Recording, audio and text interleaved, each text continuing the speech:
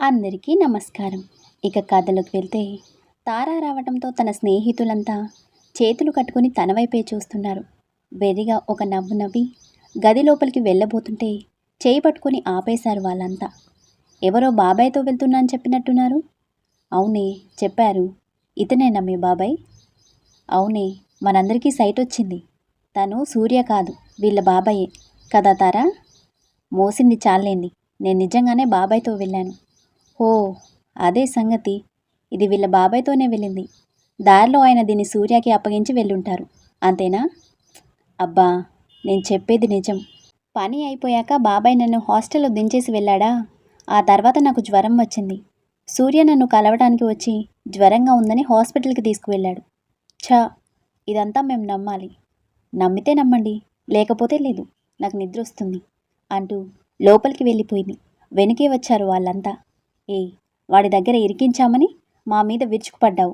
ఇప్పుడేంటి వాడిని వాటేసుకొని మరీ తిరుగుతున్నావు? నిజం చెప్పవే, కొంపదీసి వాడికి పడిపోయావా ఏంటి? ఏహే, వాడి సంగతి తెలీదా మీకు? నేనేం పడలేదు, వాడే పడేశాడు. ఏయ్, ఏం మాట్లాడుతున్నావే? చూడండి, ప్రస్తుతానికి నేనేం చెప్పలేను. నేను వద్దు అనుకున్నా వాడు నన్ను వదలని చెప్పేశాడు. సో నేను చేసేదేం లేదు. అంటే నీ ఉద్దేశం ఏంటి? అంటే మంచివాడిలానే ఉన్నాడు కదా, ఆలోచిస్తా అంటున్నా. మంచివాడా? ఓసే, వాడి దగ్గర గన్నుందే. లేడీస్ అని కూడా చూడకుండా మమ్మల్ని ఆ గన్తో భయపెట్టాడు. వాడు మంచివాడా నీకు?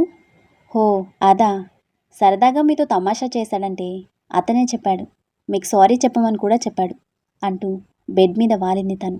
తమాషాకా? ఇది వాడు ఉచ్చులో పడిపోతుందే. అవును, మంచివాడైతే పర్లేదు, కానీ ఏదైనా తేడా జరిగిందంటే దాని లైఫ్ రిస్క్లో పడుతుంది. ఎవరికైనా మంచిది, మనం దీన్ని కనిపెట్టుకుని ఉండాలి. నిజమే. వాళ్ళంతా కూడా ఆలోచనతో నిద్రకు ఉపక్రమించారు. తార అయితే తన మెడలో చేయిని పంటె కింద నొక్కుతూ తనలో తనే నవ్వుకుంటుంది. తన చేష్టలకి విచిత్రంగా చూస్తున్నారు వాళ్ళంతా. ఒసై తారా అని చిత్ర గట్టిగా అరిచేసరికి ఉలిక్కిపడి తన వైపు చూసింది. ఏంటే అంత గట్టిగా అరిచావు? నీలో నువ్వే నవ్వుకుంటుంటే దయ్యంగాని పట్టిందేమో అని. ఏం చేశాడవాడు నిన్ను? తెగ మురిసిపోతున్నావు. అది అంటూ మెలికలు తిరుగుతున్న తారని చూసి తల పట్టుకున్నారు వాళ్ళంతా. ఇది మెలికలు తిరుగుతుందంటే ఖచ్చితంగా ఏదో ఒక కొత్త పాఠం నేర్పించి ఉంటాడు గురుడు. నిజం చెప్పవే, ఏం చేశాడు? అలాంటివి ఎవరితోనూ చెప్పకూడదని చెప్పాడు. ఒసై ఒసై, అంత చెప్పకూడని పనులు ఏం చేస్తున్నాడే? కొంపదీసి వాడితో మింగిలైపోయావా? అంటే అదే, వాడు నీతో అంటే నువ్వు వాడితో కలిసావా అని. కలవడమేంటి? అదేనే, కమిట్ అయ్యావా అని అడుగుతున్నా. కమిట్ అవ్వడం అంటే? అబ్బా, ఈ తింగదానికి ఎలానే చెప్పేది? పప్పు సుద్దా అంటూ తార నెత్తి మీద ముట్టింది రమ్య. కొడతారేంటి? అర్థమయ్యేలా అడిగితే నేనే సమాధానం చెప్తాను కదా. నీకు అర్థమయ్యేసరికి నా సగం జీవితం వర్ణమయ్యేలా ఉంది. ఏయ్, ఇది సినిమా డైలాగ్ కదా. ఇవి మాత్రం బాగా తెలుస్తాయి. ఎహే, ఆగండి. తారా, మొన్న మనకి హ్యూమన్ రీప్రొడక్షన్ గురించి చెప్పారు కదా, గుర్తుందా? ఎందుకు గుర్తులేదు? Human reproduction is any form of sexual reproduction resulting in human fertilization, typically involving sexual intercourse between a man and a woman. గుక్క తిప్పకుండా చెప్తున్న తనని చూసి అందరూ తలలు కొట్టుకున్నారు. ఏయ్ ఆపు, నేను డెఫినేషన్ అడగలేదు, నీకు తెలుసా అని అడిగాను. అదే కదా చెప్పాను, తెలుసు అని. మీ ఇద్దరి మధ్య అలాంటిది ఏమైనా జరిగిందా అని అడుగుతున్నాం. అలాంటిదంటే? అంటే ఏదో చేశాడు, ఆ సమయంలో నాకేం తెలియలేదే. తెలియకపోవడానికి నువ్వేమైనా బుజ్జి పాపాయివా? అరే, నిజంగానే తెలియలేదే. జ్వరంతో స్పృహ తప్పాను, కళ్ళు తెరిచేసరికి వాడి దగ్గరున్నాను, అంతే. ఓరి దేవుడో, కొంప ముంచేశావు కదే. మునిగింది దాని కొంపే. ఏయ్, అయినా వాడితో అంత దూరం ఎలా వెళ్ళవే? నేనెక్కడ వెళ్ళాను? వాడే తీసుకెళ్ళాడు. తీసుకెళ్తే వెళ్ళిపోవడమేనా? కాస్త జాగ్రత్తగా ఉండొద్దు? ఇప్పుడెందుకు నా మీద అరుస్తున్నారు? ఏయ్ మొద్దు, నువ్వు స్పృహలో లేనప్పుడు వాడినేమైనా చేసుంటే? ఏమైనా అంటే? ఓరి నాయనో, దీనికి అర్థమయ్యేలా చెప్పేసరికి మనకు పిచ్చెక్కేలా ఉంది. ఒసై పిచ్చి మొహమా, వాడు నేను రేప్ చేసి ఉంటేనో అంటున్నా. వామ్మో, అంటే నాకు ప్రెగ్నెన్సీ వస్తుందా? అది ఇప్పుడెలా తెలుస్తుంది? ఒక 3 నెలలు ఆగితే బయటపడుతుంది. అక్కర్లేదు, 1 నెల చాలు. భయపడతారేంటి? అలా ఏం జరిగి ఉండదు. ఏమీ జరిగిన దానికి తమరెందుకు అన్ని మెలికలు తిరుగుతున్నారు? అంటే నాకు స్పృహ వచ్చిన తర్వాత ముద్దు పెట్టాడు. అది గుర్తొచ్చి ఇప్పుడు నన్నేం చేయమంటారు? ఆ, తూర్పు తిరిగి దండం పెట్టు. చేయాల్సిందంతా చేసి ఏం చేయమంటారు అని అడుగుతుంది చూడు. ఏం చేసుకుంటావో నువ్వే చేసుకో, మమ్మల్ని అడక్కు. అబ్బా, లేని టెన్షన్ సృష్టించి అలా తప్పించుకుంటారేంటి? ఏం చేయాలో చెప్పండి. చూడుతారా, నీకేం గుర్తులేదు అంటున్నావు కాబట్టి ముందు మీ ఇద్దరి మధ్య ఏదైనా జరిగిందా లేదా అనేది క్లారిటీ తెచ్చుకో. నిజమే, కానీ ఎలా? ఎలా అంటే వాడు మాత్రమే దానికి సమాధానం చెప్పగలడు. సో పోయి వాడిని అడుగు. వాడినేలాగే అడిగేది? వాడితో ముద్దెలా పెట్టించుకున్నావో అలాగే. మళ్ళీ ఇదో టాస్కా నాకు? ఇక రాత్రి నిద్ర పట్టినట్టే. కాసేపటికి అందరూ తార మంచం చుట్టూ చేరి తననే చూస్తూ ఉన్నారు. చూడండి, ఈ రాత్రికి నిద్ర పట్టినట్టే అంది. కుంభకర్ణంలో ఎలా నిద్రపోతుందో చూడండి. దేవుడు దీనికిచ్చిన పెద్ద వరం ఏంటంటే ఈ నిద్రే. ఫ్యూచర్లో ఈ అమాయకత్వంతో ఈ సమాజంలో ఎలా బ్రతుకుతుందో ఏంటో. ఆ అమాయకత్వమే దానికి ప్లస్ పాయింటే. ఒక్కోసారి చిన్నపిల్లలా అనిపిస్తుంది. అవును, ఆ అమాయకత్వం దానికి ప్లస్ పాయింటే. మనకే పెద్ద శిక్ష. అందరూ నవ్వుకుంటూ ఎవరి బెడ్ మీద వాళ్ళు పడుకున్నారు. ఉదయాన్నే కాలేజ్కి బయలుదేరారు అందరూ. తారా బుక్ మర్చిపోవడంతో అందరినీ వెళ్ళమని చెప్పి హాస్టల్లోకి వచ్చి బుక్ తీసుకొని కాలేజ్కి బయలుదేరింది. కాలేజ్ లోపలికి అడుగు పెట్టగానే రిషి తన చేయి పట్టుకుని క్యాంటీన్ వైపు లాక్కెళ్ళాడు. రిషి గారు, ఎక్కడికి? వదలండి నన్ను అంటూ తన చేతిని విడిపించుకునే ప్రయత్నం చేస్తుంది తార. రిషి విసురుగా తనని నెట్టేసరికి గోడ మీద పడింది. తను తేరుకునేలోపే తనకిరువైపులా చేతులు గోడకి ఆనించి మధ్యలో లాక్ చేశాడు. తార భయంగా చూస్తూ ఉండిపోయింది. ఎవడేవాడు? రోజూ వాడి వెంట తిరుగుతున్నావు. 1 ఇయర్ నుంచి నీ వెంట పడుతున్నా. నన్ను కాదని వాడితో సెటిల్ అయిపోదామనుకుంటున్నావా అని రిషి కోపంగా అడిగేసరికి భయంతో కళ్ళు మూసుకుంది తను. చూడు, నేను సాఫ్ట్గా డీల్ చేయాలనే ఇన్ని రోజులు చాలా జాగ్రత్తగా మేనేజ్ చేశాను. నా ప్రపోజల్కి రియాక్ట్ కాకపోతే పద్ధతి గల పిల్లవి కదా అని ఇబ్బంది పెట్టలేదు. కానీ నువ్వు నా సహనాన్ని పరీక్షిస్తున్నావు. ఇంకోసారి వాడితో కనిపించావో? రిషి అంటూ కోపంగా అరుస్తూ దగ్గరికి వచ్చారు తారా ఫ్రెండ్స్. వాళ్ళని చూసి రిషి తనకి దూరంగా జరిగాడు. తారా ఏడుస్తూ చిత్రని హత్తుకుంది. ఏంటిది? ఏం చేస్తున్నావు? అది మా పర్సనల్. ఏంటి పర్సనల్? దాన్ని భయపెట్టి నీ దారిలోకి తెచ్చుకోవాలని చూస్తున్నావు, అంతే కదా? చూడు, తను భయస్థురాలు కావచ్చు, మేము కాదు. ఇంకోసారి ఇలా చేశావంటే దీనికి కంప్లైంట్ చేస్తాము, జాగ్రత్త అంటూ తారాన్ని తీసుకుని అక్కడి నుంచి వెళ్ళిపోయారు. తనింకా భయపడుతూ ఉండటంతో క్లాస్లో కూర్చోబెట్టి వాటర్ బాటిల్ తీసి వాటర్ తాగించాడు. కాసేపటికి స్థిమిత పడింది తార. అది ఓకే తారా? అయినా ప్రతిదానికి అలా భయపడ్డమేనా? చూడు తారా, నువ్వు మరీ ఇంత అమాయకంగా ఉంటే ప్రతివాడు నిన్ను భయపెట్టాలని చూస్తాడు. అవును, సూర్య విషయంలో మన మిస్టేక్ ఉంది కాబట్టి అతనికి భయపెట్టావంటే అర్థం ఉంది. ఈ రిషి దగ్గర కూడా భయపడ్డమేంటి? నీ చేయి పట్టుకోగానే లాగిపెట్టి ఒకటి పీకాల్సింది కదా. దీన్ని చూస్తే ఒక్కోసారి ఎంత ముద్దొస్తుందో ఒక్కోసారి అంతే కోపం వస్తుంది కూడా. మీ అందరికీ నా మీద కోపం రావచ్చు, కానీ మీరెన్ని చెప్పినా నేనెంత ధైర్యం చేయలేను. ఎందుకంటే చిన్నతనంలో ఇలానే ఏదో విషయంలో మా నాన్న మాటలకి ఎదురు చెప్పాను. 2 రోజులు చీకటి గదిలో పడేశారు. మంచినీళ్ళు కూడా ఇవ్వలేదు తెలుసా. ఆ ఆకలి బాధ కంటే చీకటి భయమే ఎక్కువైంది నాకు. మా బాబాయ్ వచ్చి నన్ను బయటికి తీసుకొచ్చే వరకు బిక్కుబిక్కుమంటూ కూర్చున్నాను. మా నాన్నకి నేను ఏ విషయంలో ఏదో చెప్పానో గుర్తులేదు, కానీ ఆ భయం మాత్రం ఇప్పటికీ గుర్తుంది. అందుకే ప్రతి చిన్న విషయానికి నేను ఇంతగా భయపడతాను. ఏదో బాధలో అనాలోచితంగా వాళ్ళతో ఆ మాటలు చెప్పేసింది. ఆ తర్వాత కంగారుగా వాళ్ళ వైపు చూసింది తార. ఇంటి విషయాలేమీ బయటి వాళ్లకు తెలియనివ్వొద్దని వాళ్ళ నాన్న వార్నింగ్ కూడా ఇచ్చాడు.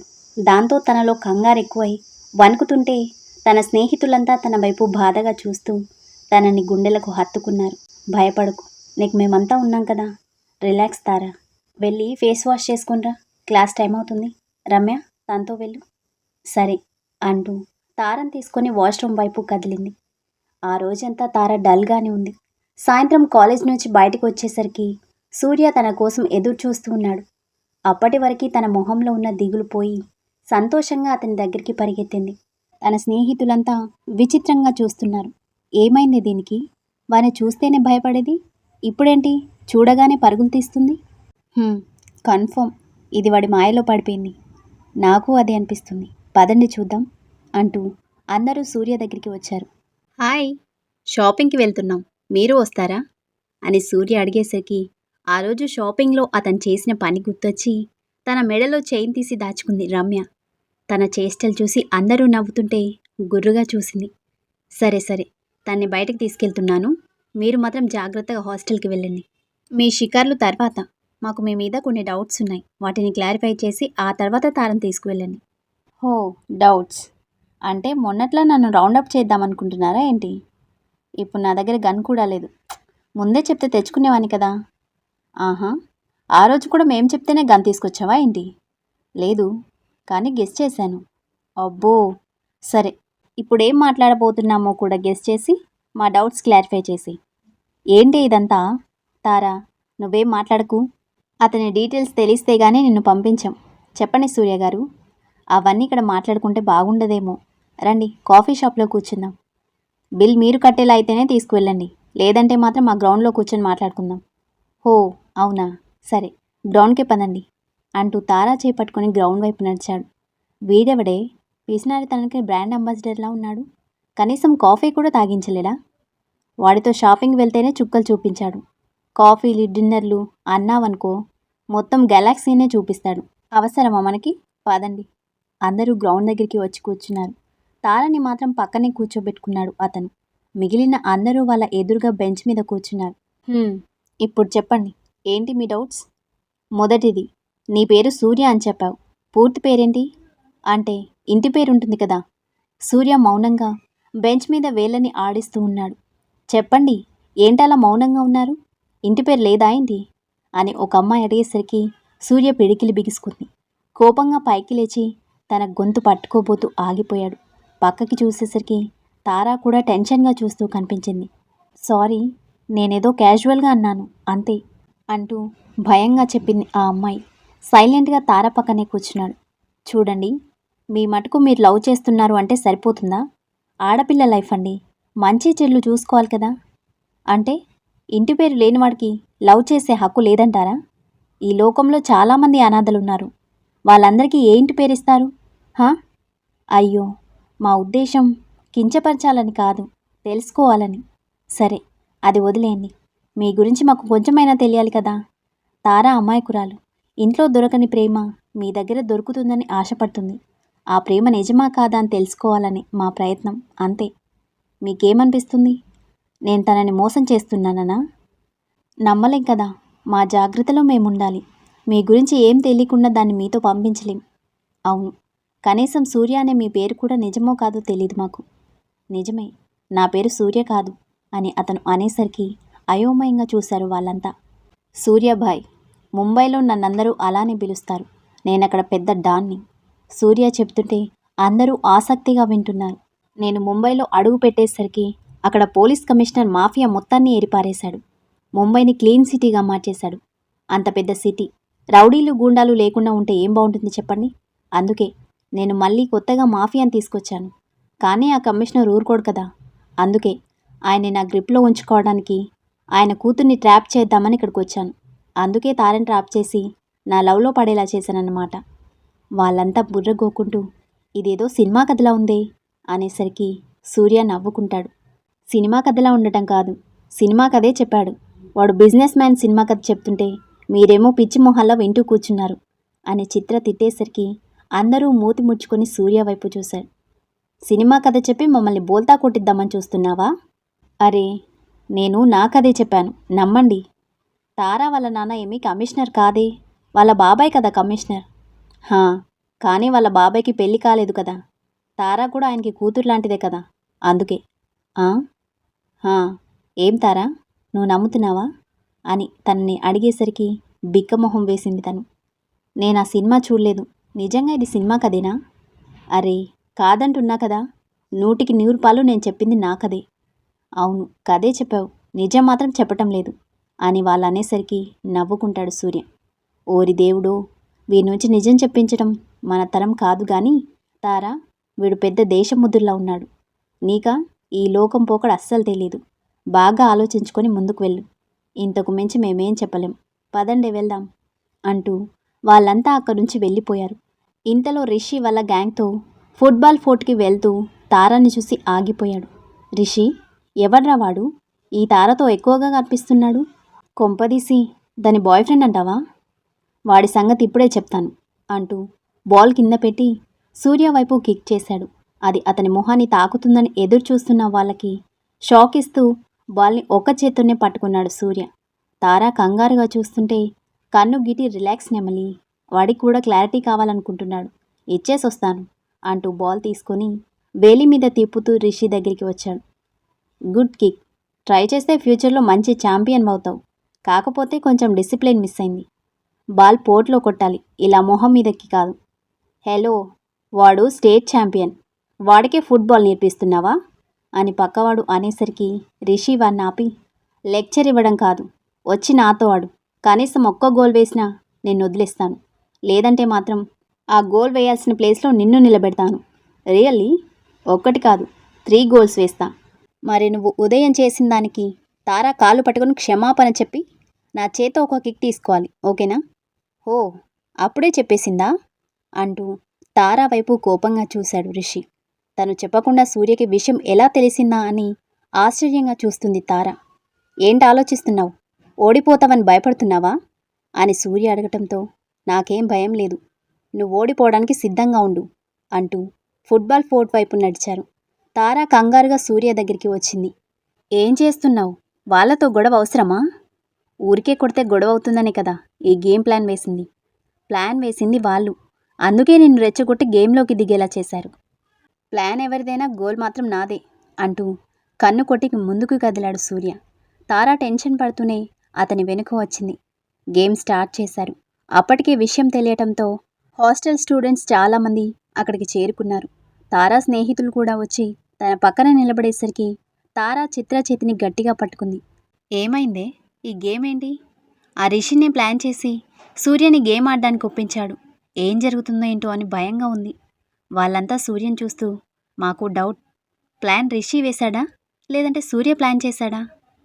ఎందుకు అలా అడిగారు? వారిని చూడక్కడ ఆపోజిట్లో అంతమంది ఉన్నా కొంచెం కూడా బెదరకుండా ఎలా నుంచున్నాడో నాకైతే డౌటే. సూర్య ఒక్కడు. ఆపోజిట్ టీం వాళ్ళంతా అతన్ని ఆపడానికి ప్రయత్నిస్తున్నారు. అందరూ గేమ్ని ఆసక్తిగా చూస్తున్నారు. సూర్య మొదటి గోల్ వేసేసరికి తలలు పట్టుకున్నారంతా. బయట చూస్తున్న వాళ్ళు మాత్రం కేకలు పెడుతున్నారు.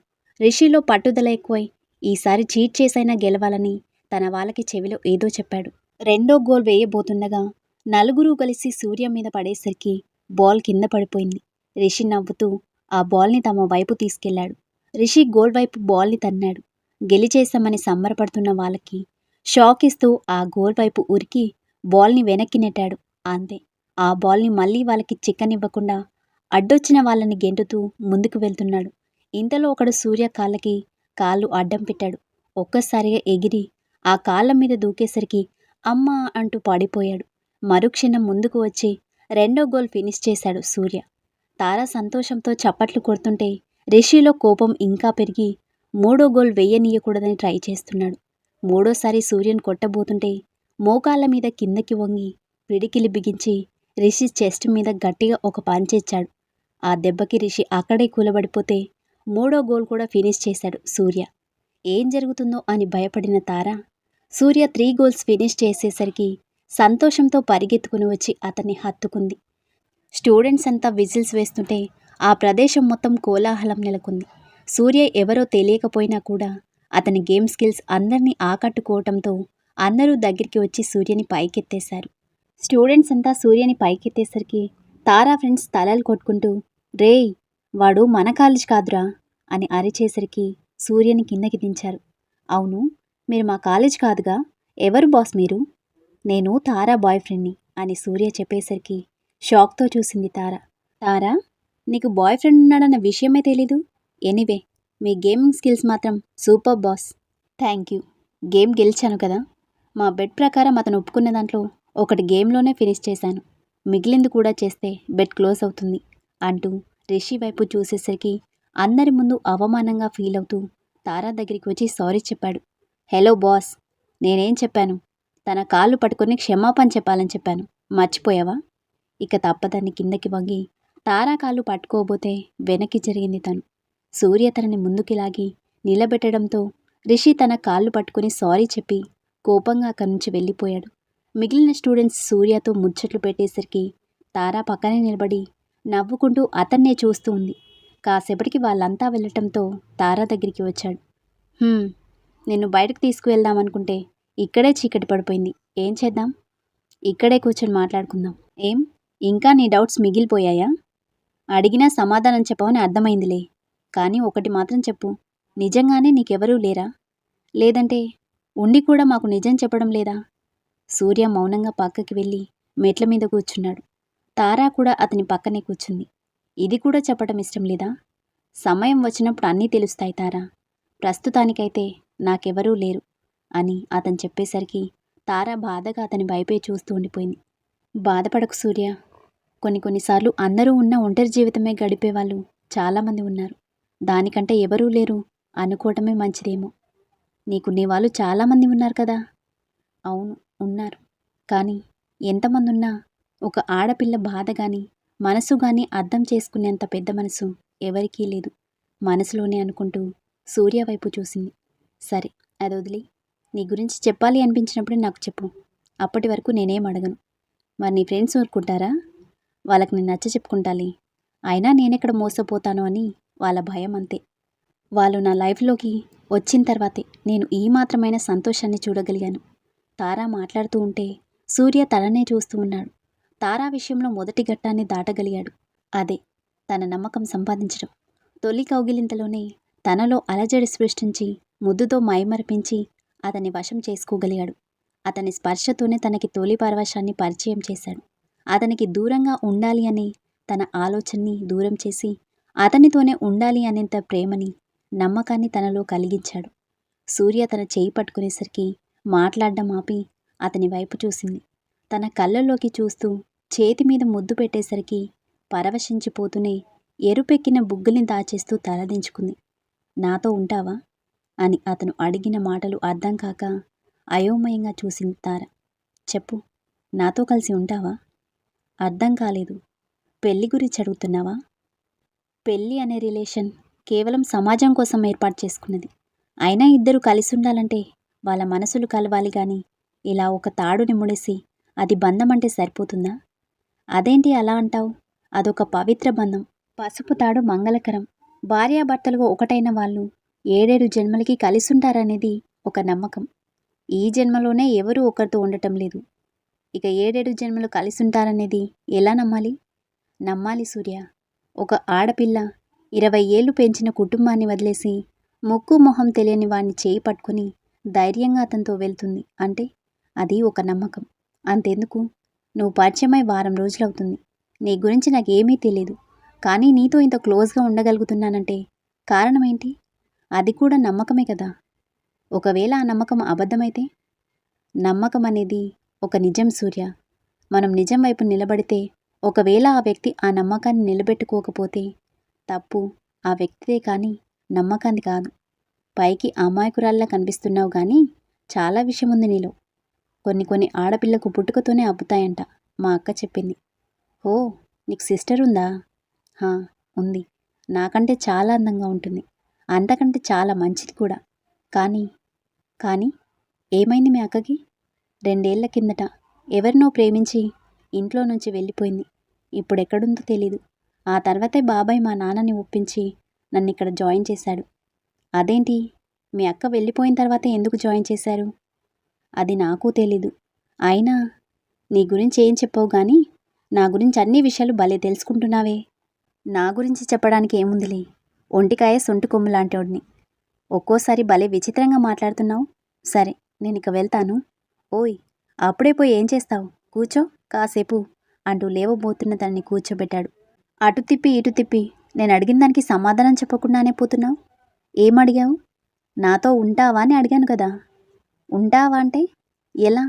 లవర్గానా, భార్యగానా, లేదంటే ఇంకో విధంగానా? నాకు అవన్నీ తెలీదు. ఉదయాన్నే నీ కౌగిలింతలో నిద్ర లేవాలి, రాత్రికి అదే కౌగిలింతతో నిద్రపోవాలి. That's it. ఏంటబ్బాయి మరీ అంత డైరెక్ట్గా అడిగేస్తున్నావు?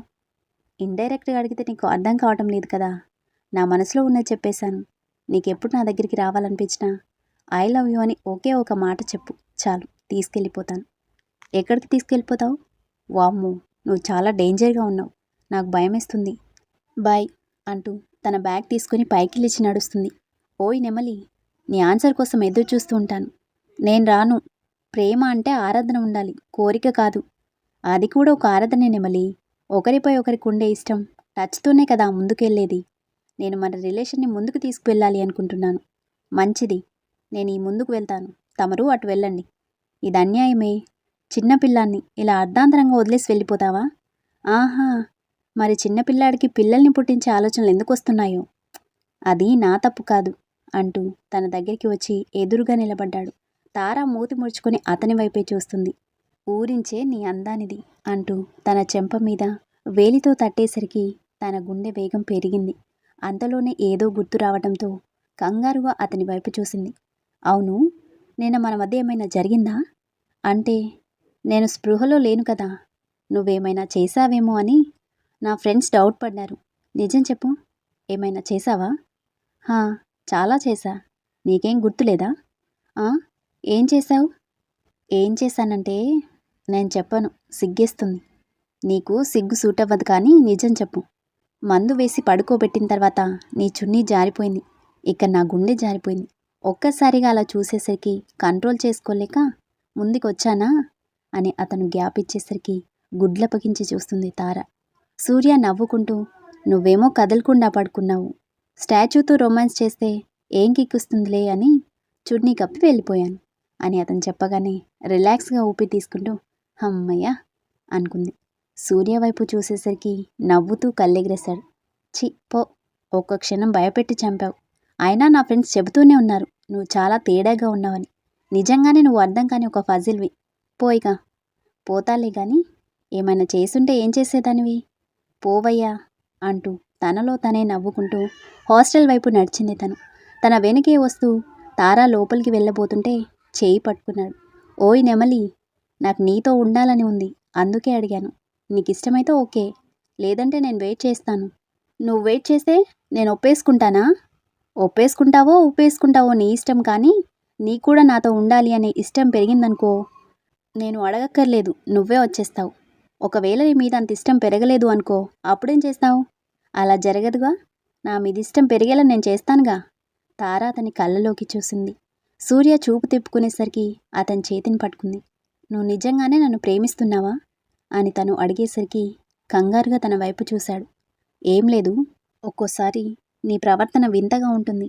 నా దగ్గర ఏదో దాస్తున్నావు అనిపిస్తుంది, కానీ అది అర్థం చేసుకున్నంత బ్రెయిన్ లేదు నాకు. డోంట్ వరీ నెమలి, ఎక్కువగా ఆలోచించకు. ఇప్పుడు ఈ క్షణం నువ్వు సంతోషంగా ఉంటే ఆ సంతోషాన్ని ఎంజాయ్ చేయడం నేర్చుకో. ముందు ముందు ఆ సంతోషం నీకు దక్కకపోవచ్చు కదా. తార అయోమయంగా అతని వైపు చూసింది. అంటే నా ఉద్దేశం, జీవితం ఎప్పుడు మన చేతుల్లో ఉండదు కదా, ఒడిదుడుకులు అనేవి సహజం, అందుకే అలా అన్నాను. సరే, లేట్ అవుతుంది, లోపలికి వెళ్ళు. తను సరే అని తలూపి లోపలికి వెళ్ళిపోయింది. తర్వాత తనకి బాయ్ చెప్పి బైక్ తీసుకుని వెళ్ళిపోయాడు సూర్య. స్టోరీ నచ్చితే లైక్ చేయండి, షేర్ చేయండి, ఇంకా సబ్స్క్రైబ్ చేసుకోండి. Thank you.